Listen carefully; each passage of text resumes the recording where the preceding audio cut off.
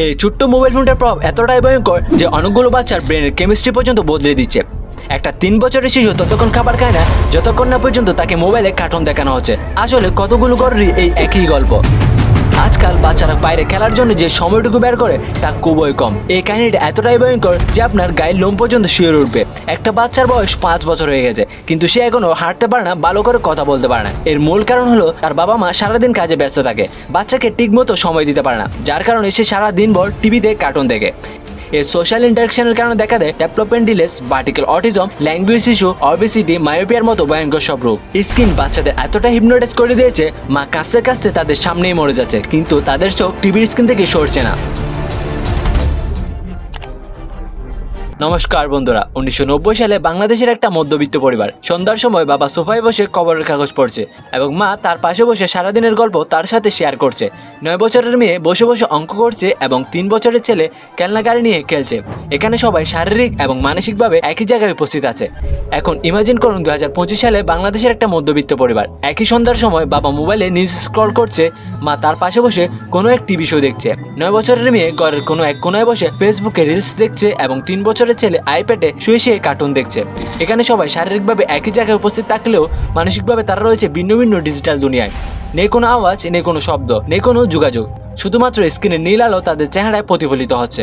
প্রথম দেখায় এটা একটা স্বাভাবিক দৃশ্য মনে হতে পারে, কিন্তু এর পেছনে লুকিয়ে আছে ভয়ঙ্কর এক বিপদ।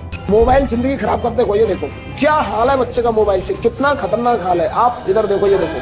এই সমস্যাটার কথা কেউ কুলাকুলি বলছে না, অথচ এর প্রভাব আমাদের বাচ্চাদের জন্য এবং ভবিষ্যৎ প্রজন্মের জন্য এতটাই ভয়ঙ্কর যে শুনলে আপনার গায়ের লোম পর্যন্ত শিউরে উঠবে। These days, screen time seems to be all the time. Most susceptible among us, kids. तो हम लोग कभी-कभी ना बहुत तंग करते हैं। ये जाओ जाकर बैठ के कार्टून देखो। একটা রিপোর্টের মাধ্যমে জানা গেছে 1 বছরের কম বয়সী শিশুদের স্ক্রিন টাইম 1.2 ঘন্টা, যেটা হওয়া উচিত একদমই শূন্য।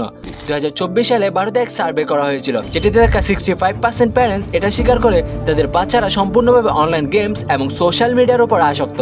68% প্যারেন্টসরা এটাও বলে এই আসক্তির কারণে বাচ্চারা তাদের কোনো কথাই শুনতে চায় না। सौम्या, सौम्या मेरी बात सुनो, मेरे ऑफिस से कॉल आया है, मेरे बॉस का कॉल है कि क्वाइट देखो, आवाज नहीं चाहिए। सौम्या 2 मिनट। এই মুহূর্তে স্ক্রিন আসক্তি একটা সাইলেন্ট কিলারের মতো কাজ করছে। আমাদের বাচ্চারা যাদের খেলার মাঠে দৌড়ানো উচিত, তারা এখন ডিজিটাল জগতে হারিয়ে যাচ্ছে। তাদের চোখের আলো কমে যাচ্ছে, মস্তিষ্কের বিকাশ ধীরে ধীরে থেমে যাচ্ছে।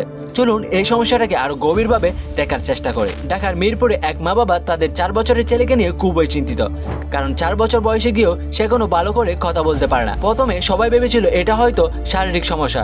ডাক্তার দেখানোর পর জানা গেল অতিরিক্ত স্ক্রিন আসক্তির কারণে তার ব্রেনে ল্যাঙ্গুয়েজ সেন্টার ভালো করে ডেভেলপ করেনি।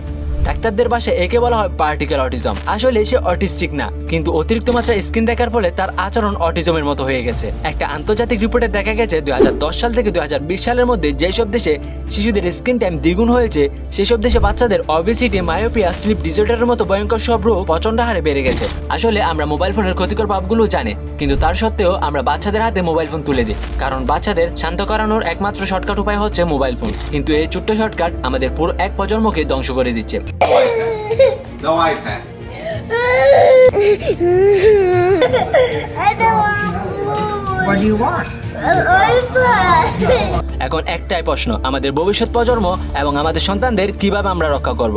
যতটুকু পারেন বাচ্চাদের সময় দিন, দিনে অন্তত 1 ঘন্টা। মোবাইল দেখা এবং টিভি দেখার সময় নির্দিষ্ট করে দিন। ঘরের মধ্যে এমন একটি জোন তৈরি করুন যেখানে মোবাইল ফোন নিষিদ্ধ। ডিজিটাল দুনিয়া আমাদের জীবনকে সহজ করেছে ঠিকই, কিন্তু আমরা যদি সতর্ক না হই তাহলে এর মূল্য দিতে হবে আমাদের বাচ্চা এবং আমাদের ভবিষ্যৎ প্রজন্মকে। আজকে আমরা যদি একটু সচেতন হই, তাহলে আমাদের ভবিষ্যৎ প্রজন্মকে এক অন্ধকার ভবিষ্যৎ থেকে বাঁচানো সম্ভব। কারণ বাচ্চারা যাই দেখে তাই শিখে। আর চেষ্টা করবেন সন্তানকে অন্তত 5 বছর মোবাইল এবং টিভির স্ক্রিন থেকে দূরে রাখা।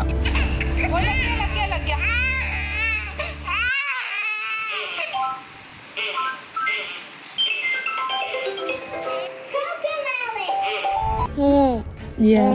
Mama.